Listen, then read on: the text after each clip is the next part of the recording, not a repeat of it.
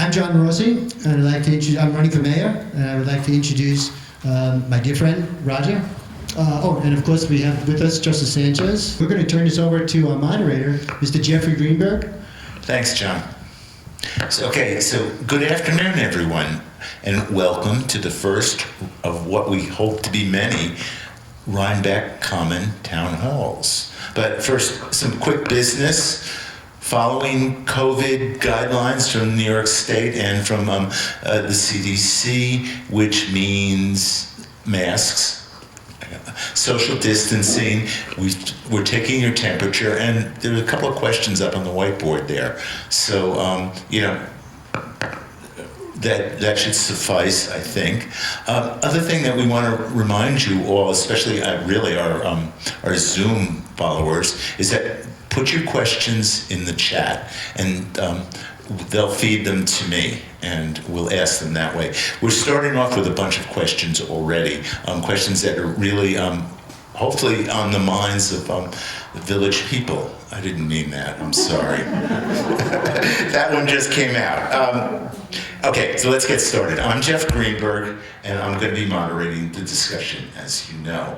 And just for the record, I'm about as neutral, I think, as you can get. I'm not from here, and so I'm not on any intimate terms with the issues, and I've got no stake in the petty jealousies that often animate town politics. I'm sure we're all familiar with them. But I do have a passion for politics, and I have the firm conviction that we, the voters, deserve to hear all the voices in any debate. And so it really does disappoint me to see the virtual empty chairs on the stage. And it kind of leaves me feeling a little bit cheated. A very wise man once said, decisions are made by those who show up. And with that said, let's meet the candidates with us today who actually have shown up. John Rossi is running for the mayor of the village of Rhinebeck. Rossi has spent nearly a decade in both large town and small village government. Much of that time was spent here in Rhinebeck as a village trustee, bringing accountability and transparency to a board that was often operating behind closed doors. Roger Quon, is running for trustee for the village that he and his family have called home for some 20 years. A scientist and an engineer by trade, Quon has a PhD from Penn and problem-solving expertise from around the globe. His community activism began right here in Rhinebeck, spearheading the battle over the village court. The Honorable William Sanchez, who you will meet later, needs little introduction here. A single dad, Willie has spent a lifetime working with disadvantaged youth and families, running BOCES, youth bureaus, and family services in both Dutchess and Ulster, while serving as both town and the village justice for nearly a quarter of a century. How he does it, I don't know. So, but let's begin with the questions. First question is that the vision thing, and I want to start with John. So, very simply, what are your long-term visions for the village? Where do you think we're going to go in the near future? To get the long-term vision, there are short-term things that we have to prioritize. And at the top of my list is our water department, where we have some very significant capital investments that we have to make, and our wastewater department, where we have equally significant investments that we have to make. So we have to take care of the things that are the pillars of the village right now today. Longer term, what we really have to do, and I don't think this comes as any surprise to anybody, is that we have a master plan for the village, and it's from 1993. So it's really a good place to start is to look at that master plan, which has lots of valuable considerations and thoughtful, contemplative ideas, but we need to update it. John, can we sort of drill down a little bit on the short term Yes. projects? You said they're both capital projects, as I understand. That's correct, Jeffrey. Right. Okay, water, what's the problem? What are we looking for? What do you want to do? So I had the opportunity at the end of my term as a trustee to work with Trustee Brant Neunecker, and we put out a request for proposal, an RFP, to meet with some engineers that are very, very specialized in the area of water and wastewater.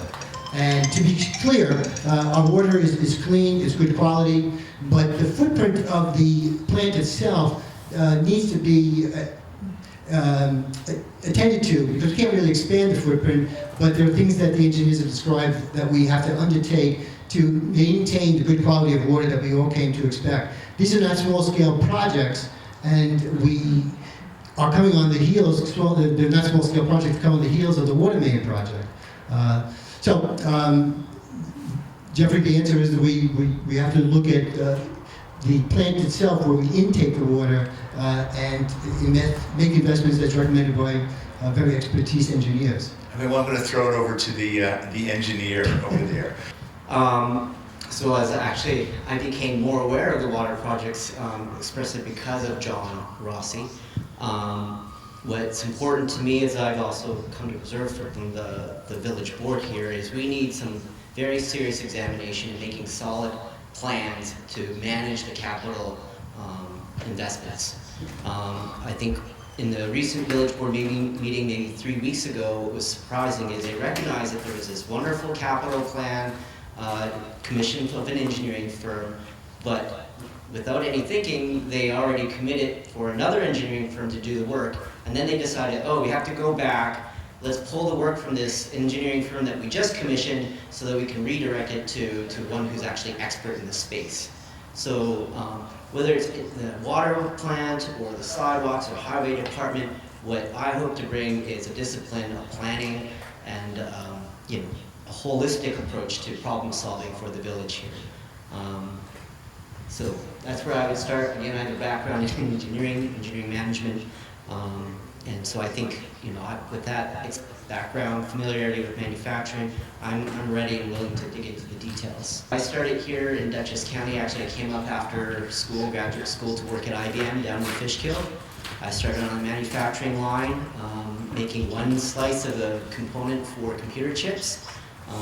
So I'm very familiar with the nitty-gritty of putting things together and running a plant and educating operators and writing, operating procedures. Often what happens is the village board members take on a responsibility for overseeing one of these operations.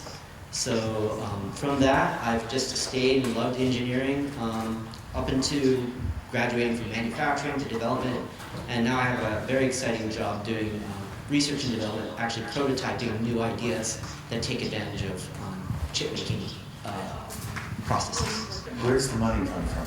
Yes. I'll ask both of you that one.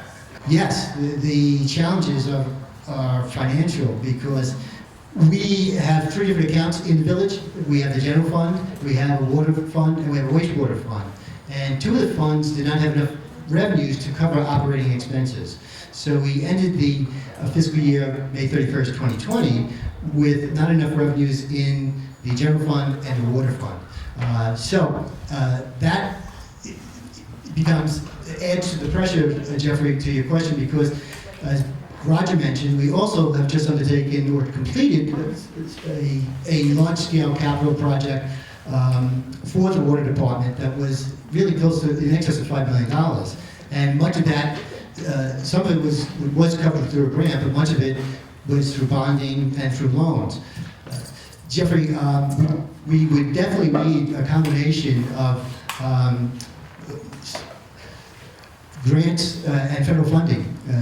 There's only so much borrowing and so much bonding that we can do. We would have to look at where we are on other payments that we have already in place, costs and expenses with the water department.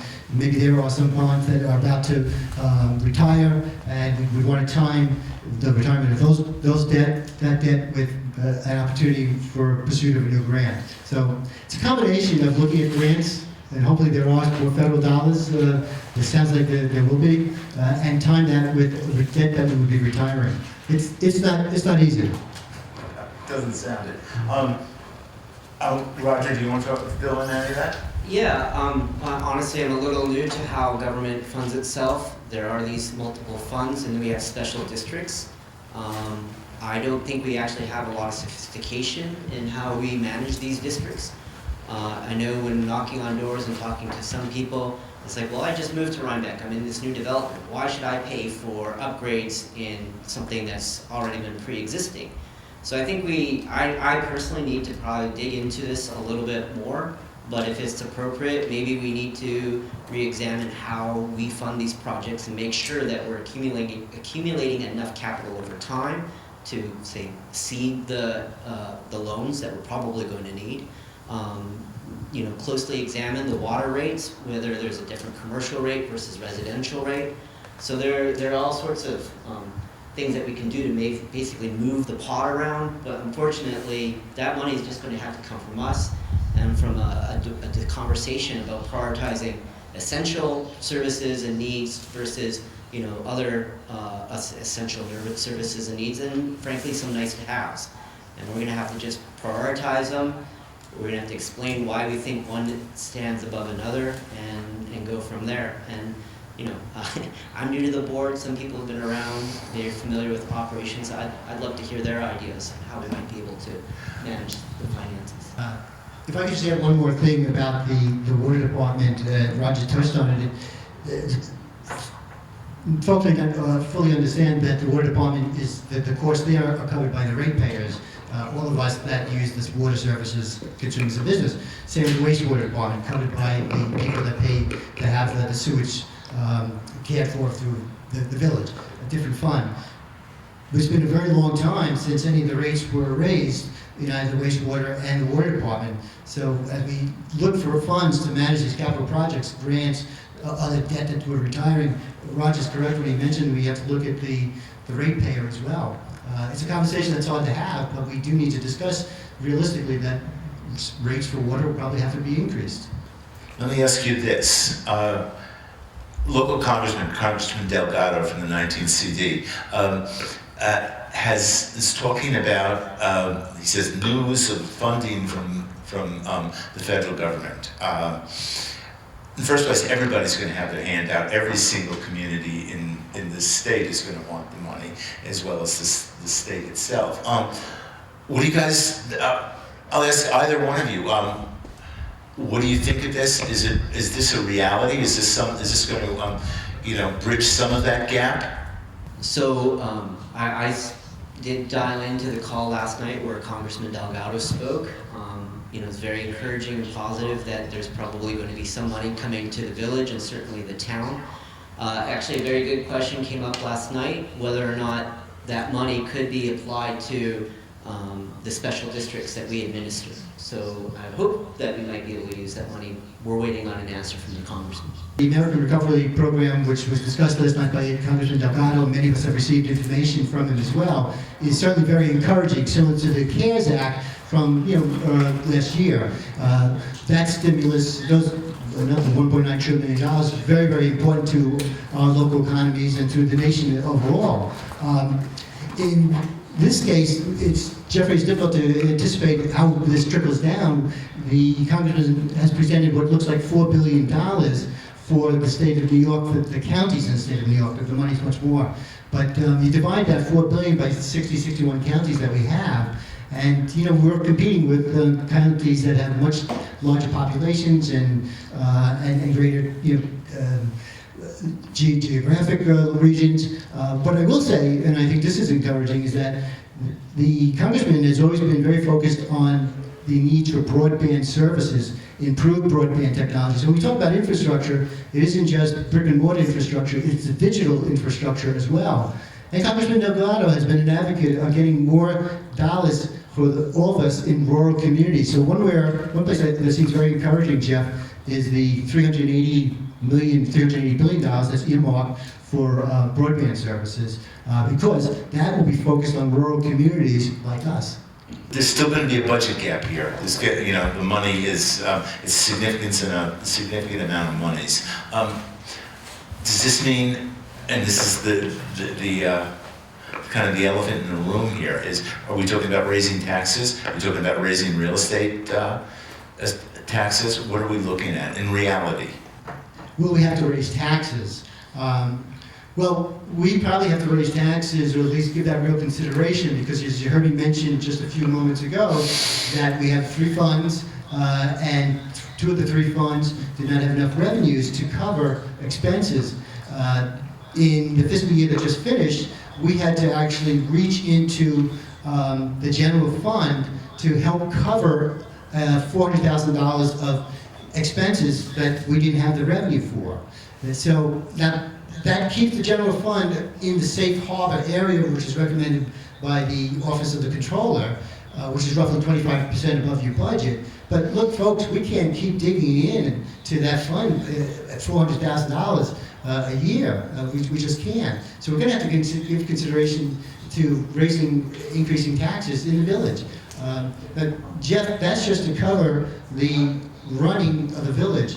That doesn't address the capital projects that we've been talking about. Those funds have to come really, to the water department, as we talked about, wastewater from bonding or grants, or by increasing the rates to those ratepayers. I think Roger wanted to say something. Yeah, we are somewhat confined with taxes. I think that there's a limit on how fast property taxes can raise, up to 2% maybe. I think what we need to do is look at all our revenue streams. So I believe that property taxes account for about 65% of the village budget, and the rest comes in from fines, fees, mortgage tax, and sales tax. I would also be concerned because all of our assessments were raised, much more so than the town, whether or not there's equity between what we're paying for town taxes now as opposed to before. So maybe, we have to do the numbers. I love numbers, but I still need help with that. So we need to look at where the money from our taxes, the people who live in the village, whether there's between equity between the town and the village and the county. Maybe there's some recovery there. Sales tax, I would also challenge, we are the commercial and cultural hub of Rhinebeck. Do we get a fair share of those sales taxes to help, keep our businesses lively? It's not just for the village. These sales taxes, bring in business for all people in the town and the surrounding area. We take on an extra burden to be stewards of the business district. So I think that's a conversation that we need to have. We need to look at those numbers. And then I guess the real estate's been healthy. You'd think maybe there's a lot of mortgage tax coming in, but I also think a lot of people have just been paying cash. So I'm a little skeptical that's going to make up all the difference. John, you're on the Board of Trustees right now. No, Jeffrey. I was on the board from July 2017, and I finished up my term in September of 2020. So I'm not currently on the board. Okay, but still, I think the question becomes relevant. How has the current government dealt with these issues? Because these are longer-term issues than, this just didn't occur. This is stuff that's been percolating for quite a while, and I'm sure that the capital projects have been an issue for a while as well. How are they dealing with it? Sometimes it's good news and bad news. I chaired a grant committee, and we love when we get a grant. Now I have reason to say, geez, is that really the best news for us? Because we talked a little bit about the water main project. We also did a pretty significant project upgrading or adding to the village hall an ADA-enabled lift. And each of these projects were supported by grants. But the grants, which maybe are 50% of the project, cover what we anticipate the project will cost. So in the case of I'll use the ADA lift in the village hall, we thought that project would be $100,000, and we had a grant for $50,000, 50%. But then the project got much more expensive. And it went from 100,000 to 125,000 to 150,000, got ultimately to 180,000. Folks, everything above the commitment from the grantee, the grantor, is out of our pocket. So a project that was $100,000 that was going to cost us $50,000 actually ended up being $180,000. Yeah, now the grant doesn't go up with the cost. So those are the things that we have to consider. We have to really closely project manage these projects that we undertake. And if we need to make changes as we go along, we have to incorporate that into the dialogue with the community. Yeah, I'm just going to build on that. So, if a project went over 80%, if I was responsible for it, I wouldn't have a job.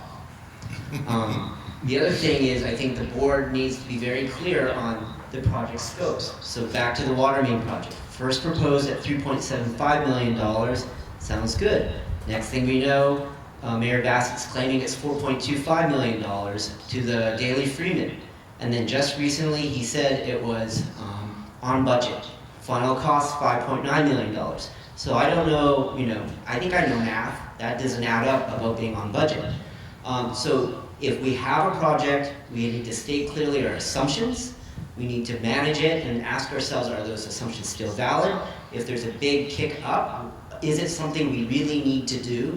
Why? And explain it to the community. So that's one of the motivations that I have here is we need some discipline and some responsible oversight in our village government. So it's not just taxes, that's the revenue side, it's expenses. One question here is about sidewalks. Is that something that we really need to do, or is that just a constant complaint that people have year after year after year? I guess the answer is both, although I don't like to use the word complaint.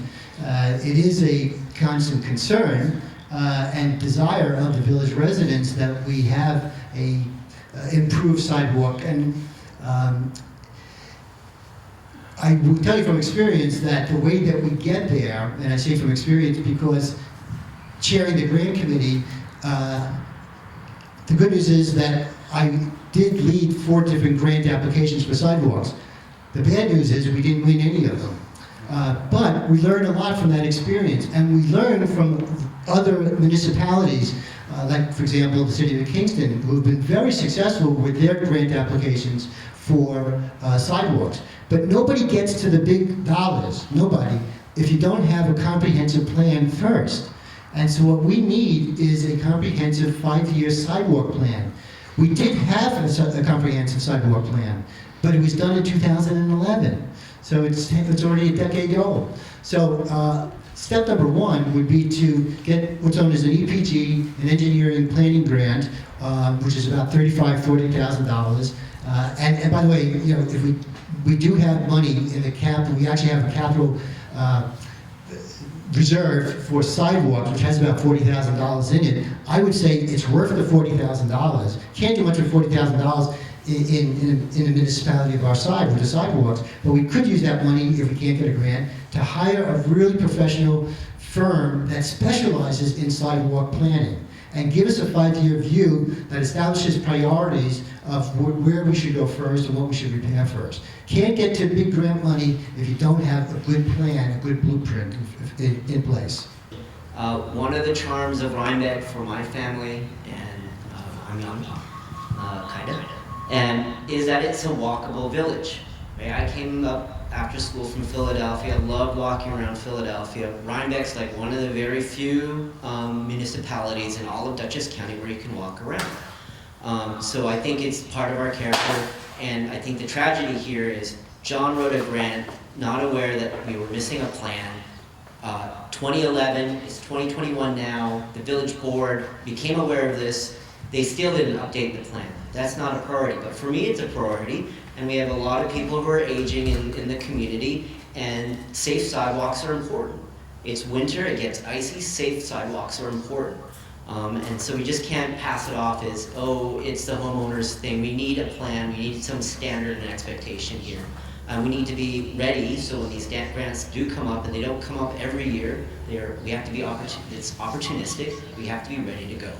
So that would be a priority when we get into the office, is to say, what are our plans? What plans exist for each department? Are we ready for these potential? All the grants are out there. We know generally what they are. I was going to say, John, if I can, you said that the last master plan was like 98 or something? 2011. 2000, okay, but that was a 5-year plan. Not talking, not just sidewalks, but the entire village. Jeffrey, that 5-year plan that I was referring to was done in concert with the Poughkeepsie Department of Transportation, and it was from 2011, and it was just for sidewalks. And that's what you want. You want a plan that's very specific to the needs of the village, specific to sidewalks. What I did want to add was one of the encouraging areas that we might see with Congressman Delgado's discussion about funding that's going to come our way. And Roger mentioned there's some grants don't come up every year. Well, there's one called the New York State TAP grant, which is the Transportation Alternative Program. It only comes up every 2 years. It's a big dollar grant. If we had an updated sidewalk plan in place, we would be in a much better position to pursue that type of a grant, which is funded actually through the federal government, which is why I mentioned Congressman Delgado. It would be a shame for us to miss out on that opportunity because we haven't been addressing the steps to get there. Yeah, well, since we're on the sidewalks, what about outdoor dining? New York City, for example, has done an incredible job with their outdoor dining. They close off streets on the weekends. The streets are like block parties, and apparently the merchants love it. So what's your position on outdoor dining, either of you? I like eating, so I like the outdoors. So I enjoy the outdoor dining experience. We need to be mindful. Unfortunately, the roads where we have to have, where most of the restaurants are on either state or, they're state roads. So we need to get consent from the state to expand our basically sidewalk footprint. So I think we need to find a way, if we can, if the community endorses it. I think the Rhinebeck Responds survey suggested that it was a very positive experience for the community and for the businesses. So let's find a way to make it happen. I think the Lydia Slavy's done a good job of managing that conversation so far. John? Take off my glasses, I meant to take off my mask, I'm sorry. Like Roger, I like to eat, I also like to cook. Don't make a bad risotto, by the way. I am someone who is in support of our small businesses, and that obviously includes our restaurants. I just want to take a moment to say that I'm also someone who is very much in support of public safety. So I raise this because last year, when we submitted, or when Mayor Bassett submitted the application to the Department of Transportation for outdoor dining, I was troubled by the fact that after the application had been submitted and actually approved by the DOT, I was troubled and questioned the mayor why a box on the application, by the way, it's not a very big application, it's only a couple of pages, but there was a box that's supposed to be checked off. And it's acknowledgement that you have included the mandatory safety plan. That box, ladies and gentlemen, was unchecked. And that's why I questioned the mayor about it. And the mayor's response was, it's already approved, take it up with the DOT. And that's why I reached out to the DOT. So those that suggest that John Rossi is not for outdoor dining, I am, but I'm also for public safety. Can you be more specific about that? The outdoor dining applications, outdoor dining is something that can only be achieved if you're going to, outdoor dining, if you want to use a state road, which we did, it can only be achieved by asking permission from the State Department of Transportation. And the DOT, in concert with the governor in 2020, modified some of the requirements and created what was known as, and I don't want to get deep, it's known as a PERM 33G DOT application. And it's a temporary, that's the word, it's a temporary application that was going to make it easier for municipalities to work with their businesses or their restaurants to expand onto state roads for outdoor dining. Good plan, but it did require a mandatory safety plan. And the safety plan was promulgated by the DOT, and they provided guidelines on how to complete this safety plan.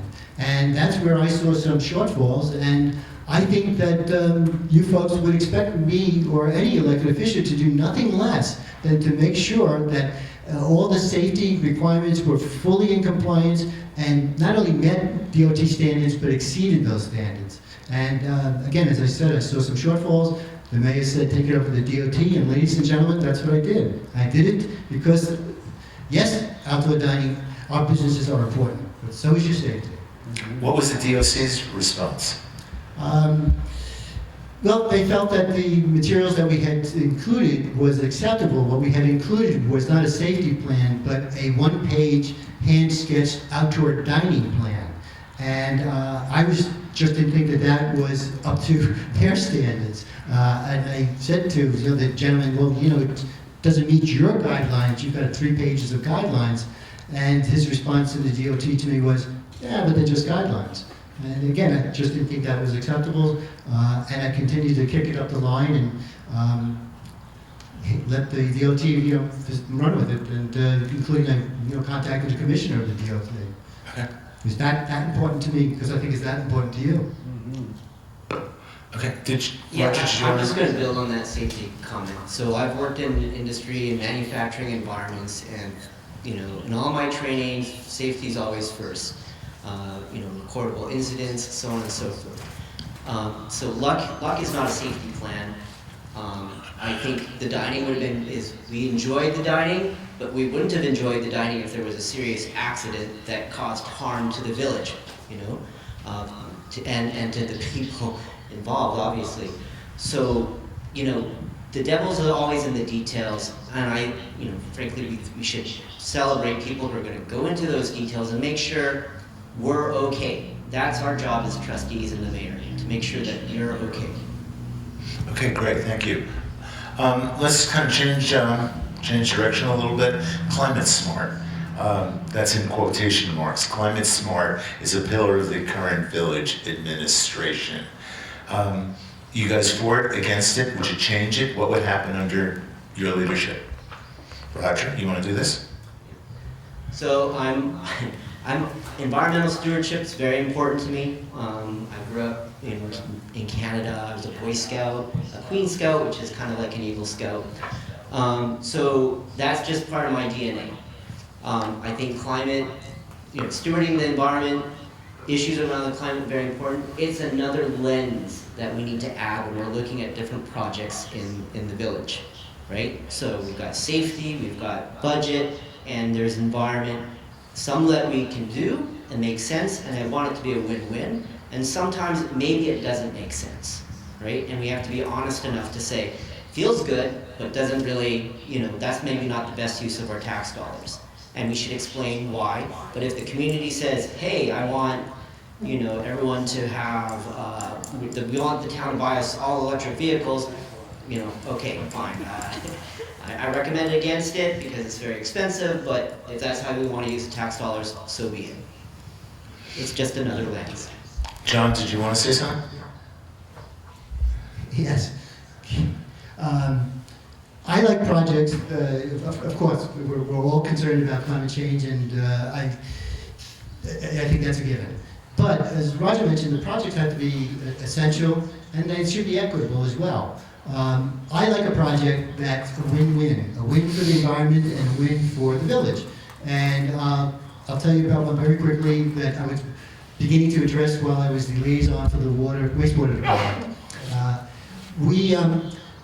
We pay a carting company about $30,000 a year to cart solid sludge away from our wastewater plant. Where that sludge goes, I don't know, and I think most of us probably don't want to know, but it goes somewhere. It's solid sludge. Here's an alternative. In other plants, they're converting that solid sludge into biosolid composting. And the plant manager and I, when I first became liaison, visited one of these plants right in Wappingers. It's the Tri-Muni plant, and they received a grant from Cornell Extension years ago, and they used that grant to develop a composting of that solid sludge. Now, it's not the outgrowth of it, the composting can't be used around any vegetation that we might eat, but it can be used in lots of other areas. It's so much in demand that they not only were they able to eliminate their carting costs and do something good for the environment, but now they're actually selling it, the composting out of the plant. They're not making a lot of money on it, but you know what? They're making a few dollars, good for the environment, and good for the treatment plant, because you know they've completely been able to marginalize, get rid of this expensive carting. So those are the types of projects that I would like to see the village undertake. I would like to undertake as your mayor, that are good for the environment, good for the village as well. We've had the Landsman Kill running through the village. Micro hydro technologies have evolved. I don't know if it's cost effective or not. I know in talking with Vanessa, she did a preliminary study that suggests it might not. But I'd like to see the data, the numbers that I saw on some facilities that might be able to generate something up to 100 kilowatts is effectively like 5 solar, or on the order of 50 solar panels. So maybe having a little turbine down in our Landsman Kill, which used to power all the mills in the Rhinebeck area, why don't we, maybe that's another green alternative. And it's actually a better power source because it runs 24/7, right? Maybe it could just generate power, we sell it back to the grid, and we pay that back as a dividend, either just keep it into the general fund or pay it back as a dividend to all the residents in the village. So these are ideas, right? I'm not saying it's a solution, but I'm sure there's smarter people than me out in the village who might have some ideas. We need to get these ideas out here. Rhinebeck's very talented. We need to tap that talent. Is Rhinebeck doing a good job with climate change and what the stuff that they can affect? I think Rhinebeck's been doing a good job with climate change for 300 years. I mean, we're a rural farming community, right? I think we're the gem of the Hudson Valley because of people like Sally Mazzarella assured that we have a green space around us. I lived in Philadelphia for 8 years. We got excited when we saw a tree. Now here I'm a little overwhelmed. So I think we're doing a really great job.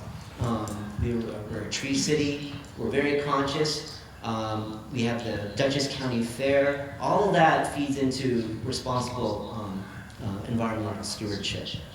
There's some areas, maybe, again, in the excitement to go green, we just need to be holistic in our view that does it make sense? Is it equitable? Is it essential? Those are basic questions that we should always be asking of every project. I certainly agree with Roger. It's one of the reasons that our family moved to this beautiful village 5-6 years ago from Long Island. But the projects that we undertake, I think it's correct to say they have to be essential, they have to be equitable, and we really have to look at them in terms of the cost. There's a motion, there's an effort right now that the administration of the current board advanced in January of this year, paid $6,500 to our engineers to help develop a feasibility study to submit a grant for a project over the Kill, which would address stormwater runoff. Now, I raise all this because it tethers back to this discussion that we're having about grants. The project outlined by the engineers looks like it's about $1.1 million. And the grant would cover 75%, so says the board. But there's two concerns that I have. The language, and this gets back to the details, and this is what you should expect of your government.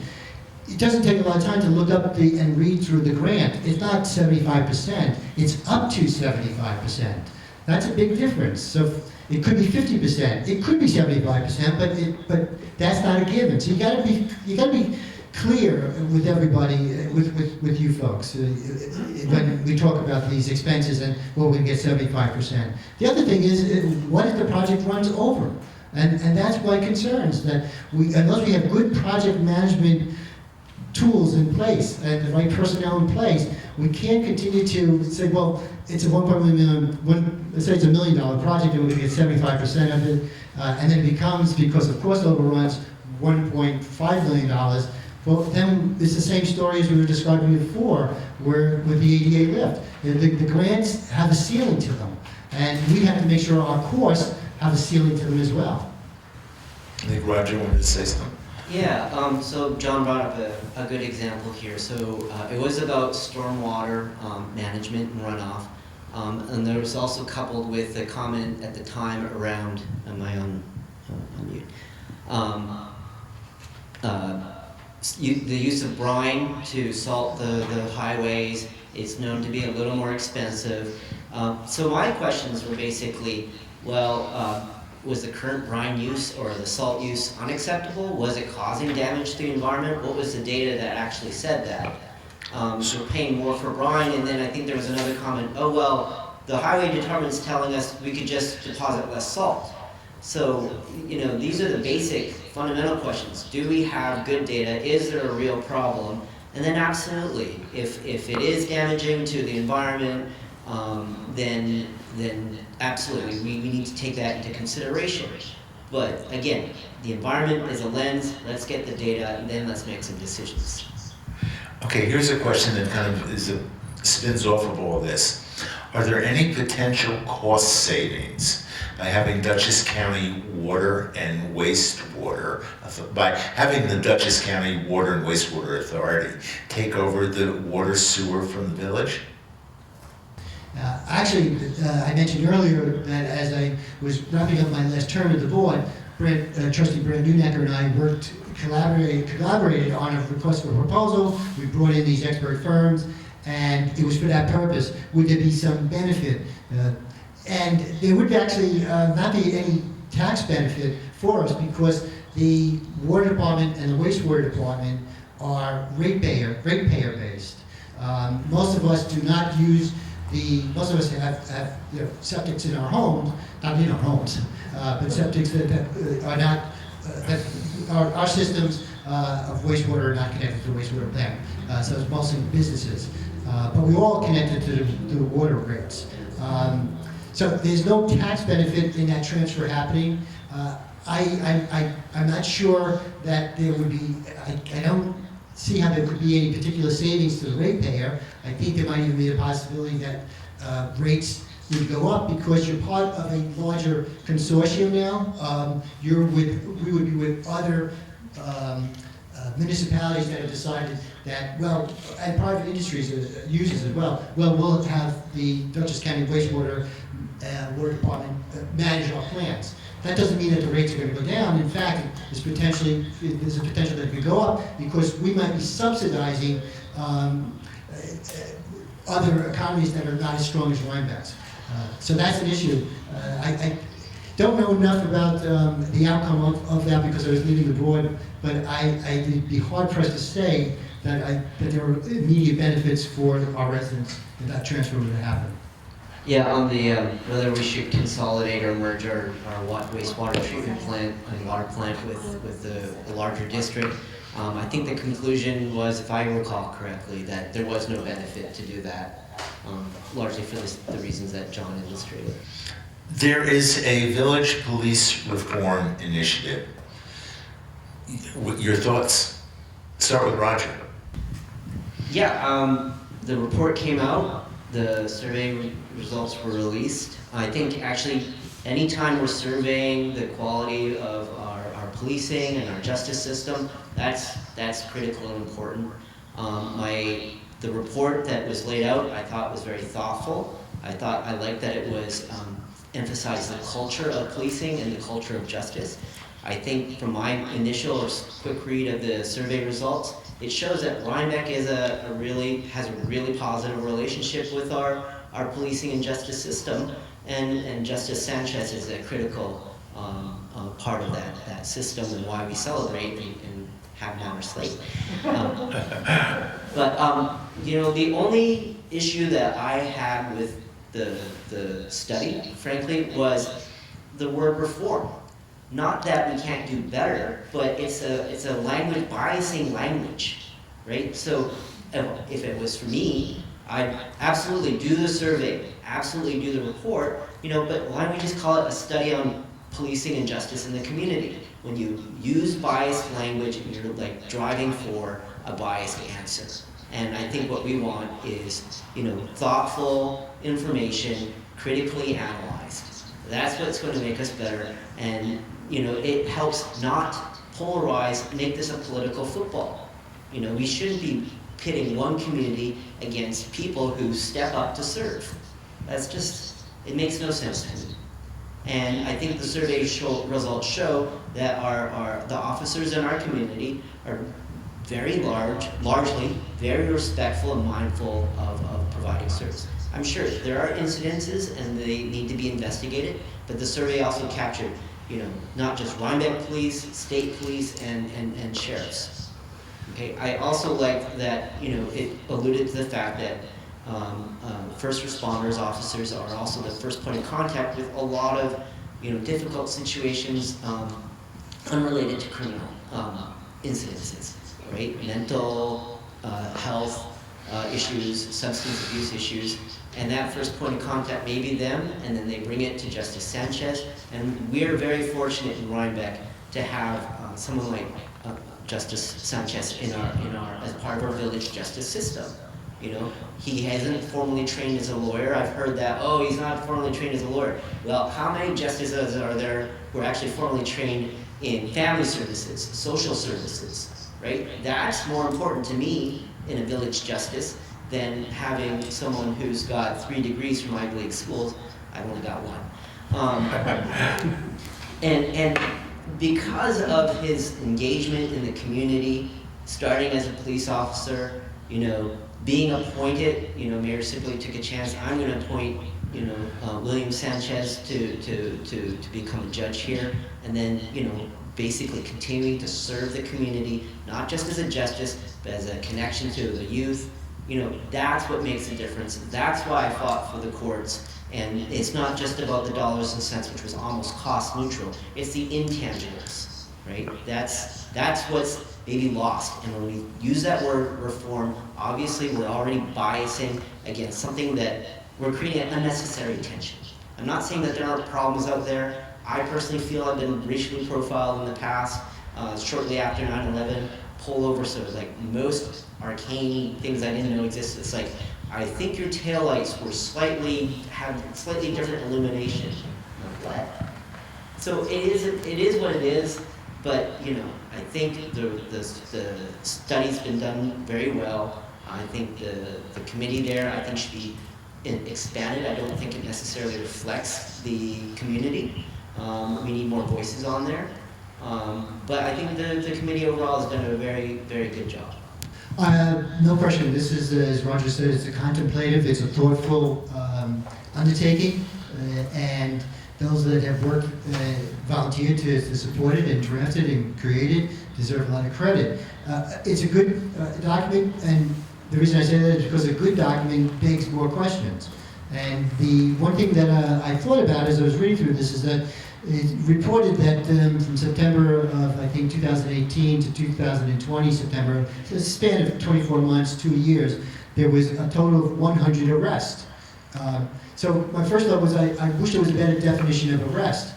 I think of arrest as someone that's cuffed and maybe, you know, put into the station car and brought to the station, into the police car to the station.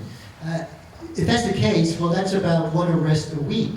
I don't know if that's a significant number or not, but for the purposes of the study, that's what I'd be curious about. Well, what was the outcome? What was the demographics of the 100 people that were arrested, and what type of experiences did they have? That might be very telling. Let's look at the individuals that actually were arrested, and I didn't see that in the study. But as I said, that's what a good study does, a good report does, is it begs more questions. So I'd like to know, what's the definition of arrest, and I'd like to know, what about those 100 individuals? I think that's what we would care about the most. Okay, I did want to ask though, Roger, one thing. Could you talk a little bit more about the village court versus the town court? Because I know you were very active with that. Actually, it was a surprise to me at the time. So we have a village court because we're a village, and there is also an obligation for the town to maintain a court. Justice Sanchez he's justice for both the village and the town. So this all came up in September timeframe, I believe. The town and the village had commissioned an engineering group to look at whether the facilities could basically be merged. And they created this without doubt, that there is benefits to merging the village and town court. So they used the fancy word consolidation. What it really meant is, and they dropped this on a Friday, this study that no one had ever seen before, was to basically abolish the village court, move all the caseloads to the town. Now, that's not necessarily a bad question to have, but the issue for me at the time was, you've dropped the report on a Friday, the following Monday you're going to vote to abolish the village court without any public hearing. So to me, that's not a decision for a board to make. It's an administrative, write the pen, gone by. No. The justice is an elected position. Minimally, it requires a permissive referendum to abolish. So minimally, they should have had 2 hearings to discuss this matter. They should have explained to the community why they felt it was a good move. All the reasons stated in the report were shallow or, I think, frankly, misleading. It didn't contemplate not just the tangible benefits, which is very small to, I think, when you calculate 10 or 15 cents a day per $1,000 assessed value. It ignored what is the role of the justice in our village? What does it mean to the village? Is that position worth keeping? Those are important questions to ask. Survey the community. It is part of a larger conversation of policing and justice in the community. It wasn't touched on in the police reform report. That's what, as a villager, I expected more from the board, right? Instead, it was tried to railroad through, and then after the fact, they created these hearings, but it was, it was kabuki. So the only way to force this conversation was, frankly, myself, John Rossi, William Sanchez, we organized. I actually didn't know John until this effort came up. And we realized we need to collect 400 signatures in the time of this pandemic, right? Go door to door. I think that was frankly just irresponsible. We're being tagged about being irresponsible while following the science here. You asked the community to go collect 400 signatures to challenge this resolution that was just railroaded through. We collected 650 from all the villagers. And it wasn't a political thing because, actually the signatures reflected the political demographic of the community. And then they said, about 2-3 months later, it's like, oops, yeah, we're just going to repeal it. So obviously they were not very thoughtful. They didn't think this through. They weren't being respectful of the community. That's why I'm in this race. John? That petitioning was what I call totally the revisit of liberty. Today is March 10th.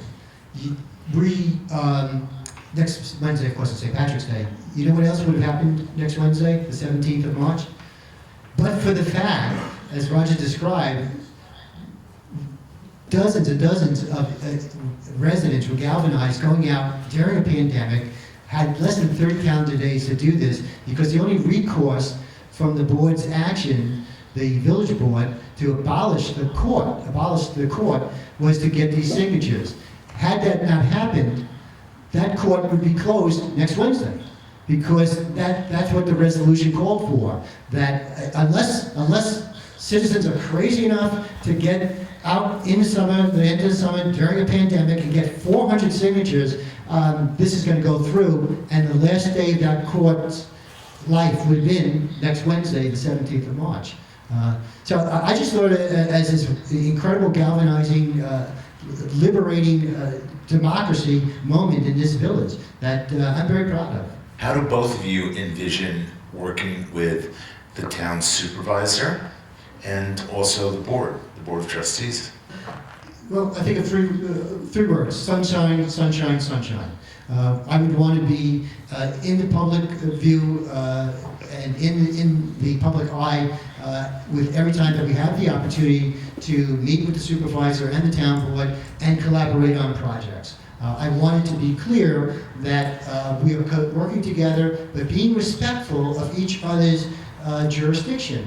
The town should stay in the town's channel because that's what they do well, and the village government should stay in the village channel because that's what we do well. When there are good cost-sharing, collaborative opportunities, yes, let's do that. Let's get together, let's discuss it, let's have spirited discussions, but let's make sure that it's always in the vantage, in the view of the public. Sunshine. Roger? Yeah, I can't emphasize that more. One of our governing principles here is transparency. You know, we need to work with the town. We need to work with everybody, frankly. We all have the public's interest at heart. But it starts with, again, what's the mandate, what's the issue, what's the data that informs that issue. Let's set some rules and set some checkpoints for, are we still doing, you know, based on what we've discussed and what we've learned, is there still a path to move forward? Again, there are lots of, you know, ways that we can and should work together to save the community money. But we, as representatives of the village, will keep the village's interests first and foremost. That's our job, right? And I would expect that the supervisor and the town board would keep the town's interest first and foremost. When we come from that position, right, representing the people, we're going to get the best solutions for the broader community. It's day one. You've both been elected. What happens? What's the first things that both of you do, either of you? Take an oath of office. And uphold that oath of office. That's the second thing, yeah. I'm needed, right? Yes. Okay. Yeah.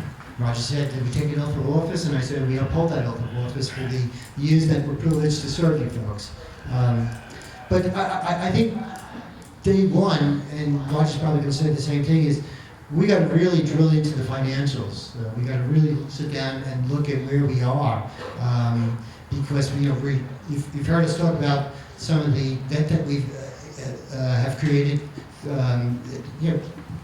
created that we anticipated, but debt that's been created that we need to address, and that we've had some revenue shortfalls, and that we've been dipping into or tapping into dollars that would normally be considered reserves from our general fund. And we've got two departments, or two of our funds that fail to have enough revenues to cover operating expenses. So then, in my mind, that's where we would begin, working very closely with our treasurer, who's very talented, and let's really get a vision of the debt that's short-term, the debt that's long-term, and what does the current budget look like, and the challenges ahead of us. Okay, so this is the day one question. First of all, I'm looking forward to working with the existing current members of the board, and I want to assure them that, you know, we're all in this together to make the community richer. For me, since I'll be new to the board, honestly, I feel still a relatively superficial understanding of the operations, different departments. I personally would want to walk into people's shoes, whether it's the highway, the waterworks, the sanitation, the police. I know a little bit of fire because I volunteered there very briefly. Outstanding work that they do. But that's what I would do. I just need to get a feel for what's going on in each department. For me, as a project manager and engineering manager, I like to do that because that defines for me, this is the current state. It is what it is. And then that base informs me, helps me understand where are there possibilities to improve. And then we would have that conversation. I'd bring my findings. I'd ask a lot of questions. I'd probably annoy a lot of people at asking a lot of questions. And if there are opportunities, I think, to improve, first I would put that out on the website. It's gotten a nice facelift, but I think we all want, we need your help here. I'll document for whatever department I'm responsible for. Here's the operation. Here are the people involved. Here's what we spend on it. Here's some possible opportunities for improvement. I hear it from the operators. Where do you think you could improve? I'd go to the other municipalities in the region. How do you operate? That's basic fact finding. Hopefully we could do it, relatively quickly. I'd reach out, and that's how I'd start. Just establish where are we right now. A very intriguing question came in, and I'd just like to ask you guys just to comment on it, and let's keep it as brief as possible. New York State is getting $12 billion in the COVID relief package, but the shortfall is $15 billion. Cuomo is saying they may not have to raise taxes. Where's this money going to come from? Do you guys have any idea, or are we just, are we talking smoke here, or is this the typical thing that like a village is going to have to deal with? Because I guess you guys, the villages could get, could be the ones who absorb that $3 billion shortfall. So, any comments? Yeah, that's the governor's math, I guess. I mean, frankly, it just, to me, reflexively suggests that some services are going to be taken away. I think, and my fear is it's going to affect the communities that are most vulnerable. I think it's on the state. I don't know what we can do within the village, but maybe it's time to examine not property tax caps, but even just the function of government. Like, I think a lot of, at least my awareness, at least in the school board, medical benefits are like a big chunk of state budgets, right? It's constrained. It just keeps going up. That's probably a big part. I don't know if we as villagers or local municipalities can coordinate and say, hey, you need to do something to manage the healthcare costs. I don't know. Salaries are always a sensitive thing. One of the frustrating things I found when I was volunteering for the town park committee was we wanted to help build out a soccer field in the town park. And then we kept coming into all these issues about prevailing wages. I get that. That makes sense maybe in New York City, but is a solution for New York City necessarily makes sense for all the other regions of New York? Again, those are conversations or questions we have to ask. And if it's just pushed down, I think, and we're boxed in, we're going to have a tough time. But I would think that maybe as a community of municipal leaders, maybe we could organize and say, hey, State Senator X, State Representative Y, you need to push this because it's killing the communities. John? Well, the actual dollar figure, that reported by Congressman Delgado for the state is actually 23 billion, and 12 billion of that is allocated for the state government, and the other 10 billion is allocated to counties, metropolitan cities, smaller rural villages, towns, governments, and so forth. So the balloon really has 22 billion in it, and now I think one possibility is that the air in the balloon gets shifted around, and maybe the state gets more, but the large cities or some of the villages, towns get less. But the total dollar amount is significant, and I would be very optimistic that it's going to do more than not. It's certainly a needed stimulus. Okay, I think we've gone through our questions. I want to thank both our candidates, and I'd like to bring up the third candidate, the Honorable Willie Sanchez. Hello, ladies and gentlemen. Here I am. I'm your judge, William Sanchez. I want you to be aware that this was a very difficult time for me, not only because of my position as your judge. There are so many rules and regulations that monitor and control how a judge conducts himself. There's a big push with the Judicial Ethics Commission, who wants to make sure that all judges are performing their roles ethically. So it's important, but besides following the rules and regulations. So I have some specific things that I wrote down, because there was one of those things that I could probably write like 10 to 12 pages on just the complexity of a courtroom. And there's so much that's going on. So first of all, I want to thank you, the attendees, everybody that's on the virtual meetings, Mr. Greenberg and the candidates for this opportunity today, because this is, in all honesty, this is like my first or second time in 25 years as a judge that I could speak to my community. It's not one of those things that's done too frequently, and I honor the opportunity. Yeah, I'm extremely proud and honored that I've been your judge for 25 years. I started in 1996.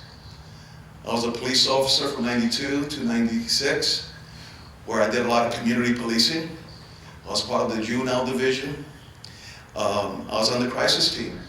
My expertise was crisis intervention, suicides, domestic violence, barricaded people. I mean, I dealt with the most difficult things as a police officer, which I've been a lot as a small community. I was very fortunate that we worked with the state police, the sheriff's department. We also have, people don't even realize it, we also have the state police, the state park police, and we also have the environmental conservationist police. We have 5 law enforcement agencies that really monitor and make sure that our community is safe and the laws and everything are followed, which I'm really honored to know the majority of them, and they do a wonderful job. I want to tell you that my experience in human services, crisis work, special education, a police officer, was instrumental in giving me the opportunity to influence positive change in people. You know, throughout my career and in the courtroom, it gave me the opportunity to look at the underlying issues. Why are these individuals in my courtroom? What happened? Yeah, I see the charge, I see the crime, I see what's going on, I see the ticket, but what happened? And you know, the majority of the time, good, hard-working, everyday people make honest mistakes because of the stressful situation in their life. You know, I'm going to break it out. I'm going to break out of this for a second and say, you know, from November to February is our biggest depression months. As a crisis worker, I knew the highest rate of suicide is in these months. We lose people. We have lost so many people jumping off our bridges. People barricade. We just had a barricade situation in the village. We have a lot of stuff going on, and the courts play a big role in that, because if they're not taken in under the mental health laws and rules, we have to not only look at the case, but it's our job to make sure that they get mental health services and that they get it. Now, that falls into different layers. There's also county and state programs that run and oversee these facilities. But from my understanding, from my experience, they're doing a wonderful job. You know, it's my honor and my privilege, not only because to protect your rights. I just consider myself a young knucklehead who got in trouble as a kid. And I look at everybody that comes to me with no bias. I don't care what their social status is, what their political affiliation is, what economic standings they have. I'm going to protect your rights. I might have to slap your wrist. I might have to, because my job is also to educate you a little bit up there. When you leave the courtroom, can I put you in a better place? Can I lead you into a situation that's going to make you a better person and maybe have additional resources to improve your situation in life or improve your situation in general? Because sometimes there's no resources, there's nobody to talk to. These are just some of the basic needs of human kindness that we need to do. So respect is critical and it's crucial, it's necessary. I want to tell you that being a judge is really important to our government. The role of our government, the judicial branch of government, is essential. Everyone's constitutional rights must have a place where they can dispute and be heard and settle with a genuine understanding and fairness to all involved. You know, when I talk about wonderful, hardworking, caring people, I think about Rhinebeck. I came to Rhinebeck in 1979. That's probably for me. And I tell you, I was a rough cut kid. I really was. And we have several members who are here today, and several individuals that was part of our committee and our volunteer group that were my teachers, my educators, my brothers, my sisters, and sometimes my disciplinary person to say, hey, cut it out. But what are you doing? Make you think before you act. You know, and they taught me how to work through that, how to develop strategies, how to understand your own emotions to make better decisions in your life. So I want to openly just admit, and not admit, but thank all 659 village residents who signed that petition, because their voice had to be heard. The mayor and the village board did not want that to happen. And by getting that petition signed, it gave you, the village residents, an opportunity to have a voice to hear about how your government is running. I want to thank Roger and John and the other 75 volunteers who jeopardized their safety and put an incredible amount of energy and effort during this pandemic to make this community aware that this village board's decision and quiet, which was autonomous, decision to eliminate the court was giving the voters of this village an opportunity to be heard and to discuss how their government is going to operate. Over the past few months,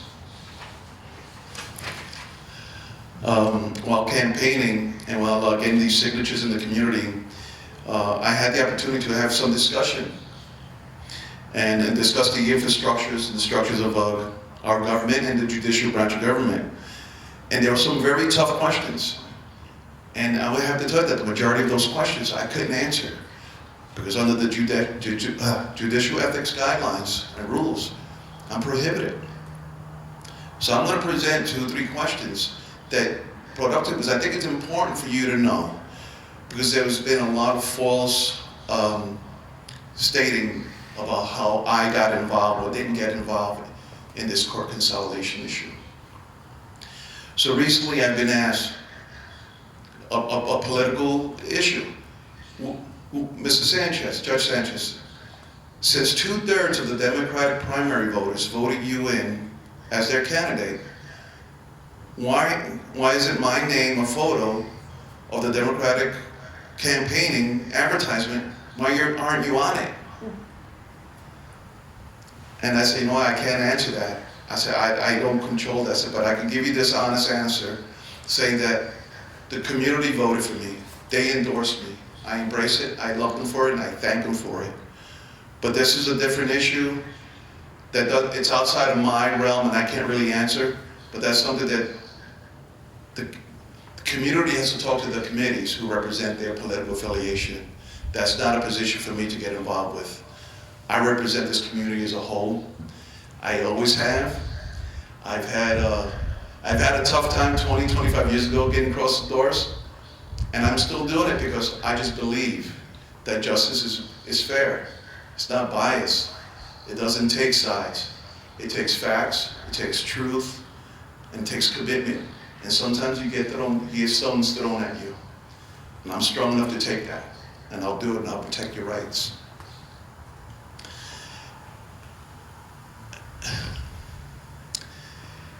You know,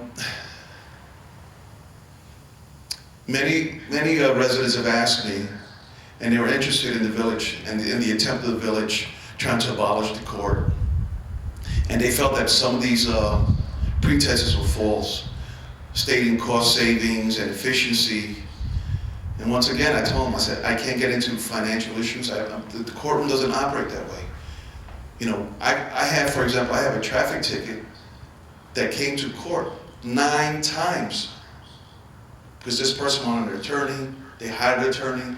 The attorney couldn't be brought back in. They adjourned it. It's like these things you can't put a dollar amount when you're protecting somebody's rights, and I respect that, and that's what we do.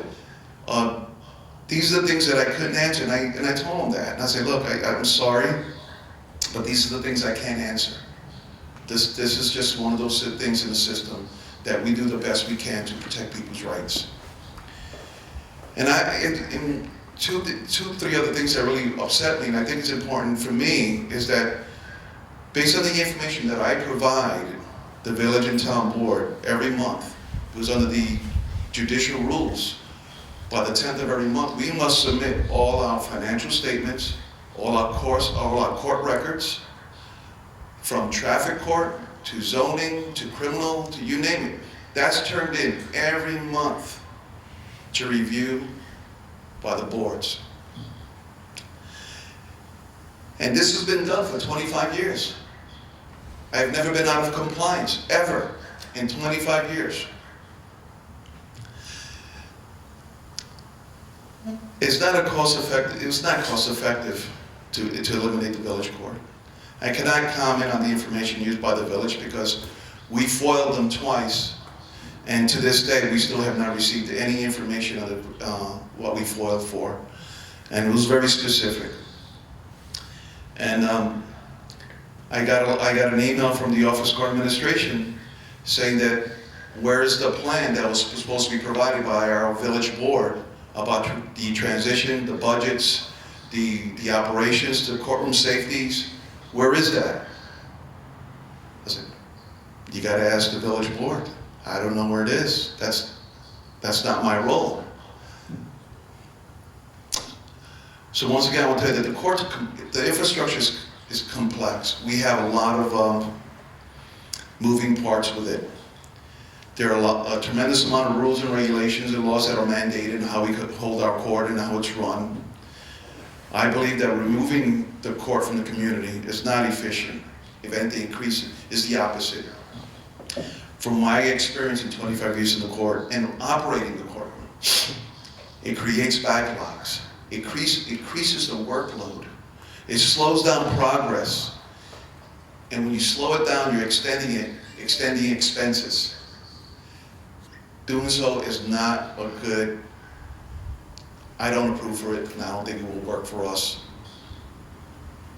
And I have to say that neither the mayor nor the board have ever taken the opportunity to apply for what we call the JCAP grants, the Justice Court Assistant Program Grant.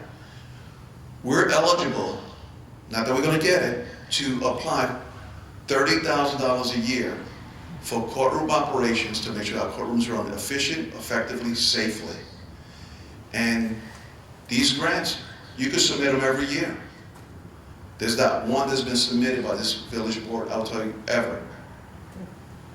It's been, one time I was involved with a different JCAP with the town, but that is another story.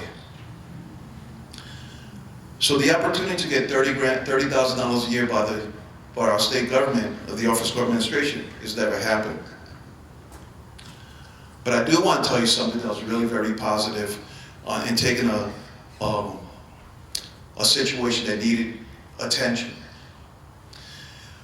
During the prior administration in 2009, at that time the mayor, the trustees, the firehouse staff, and the courts publicly collaborated to address safety concerns that were created during the courtroom.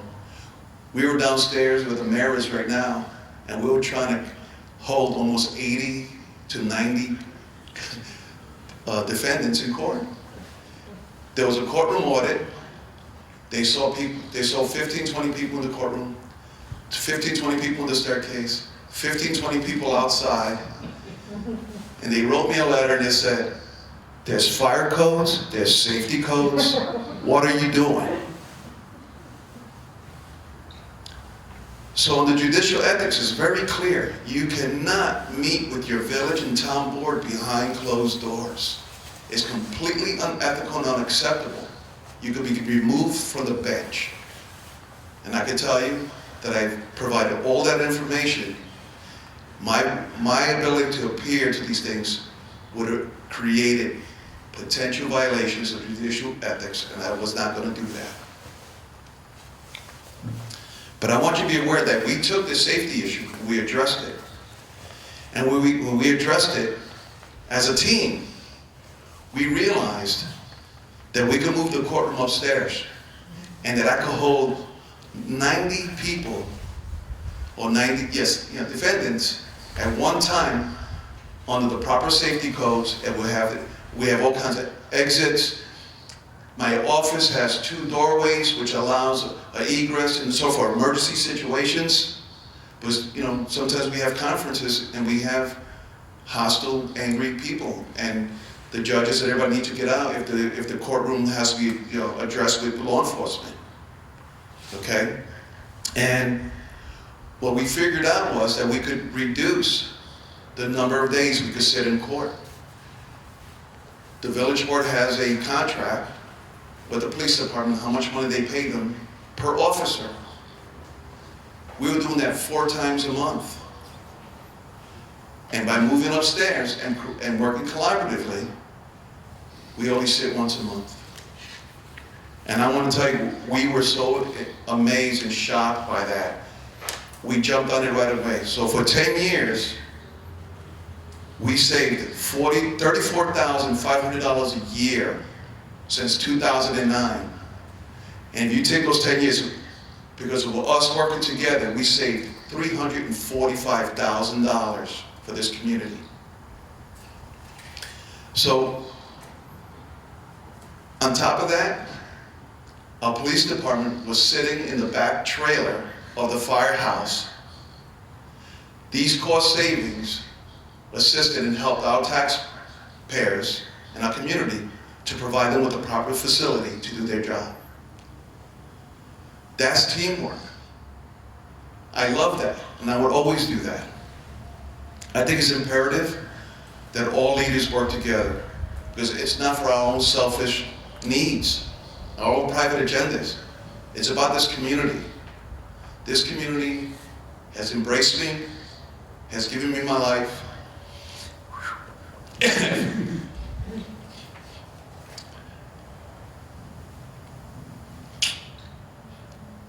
This always happens.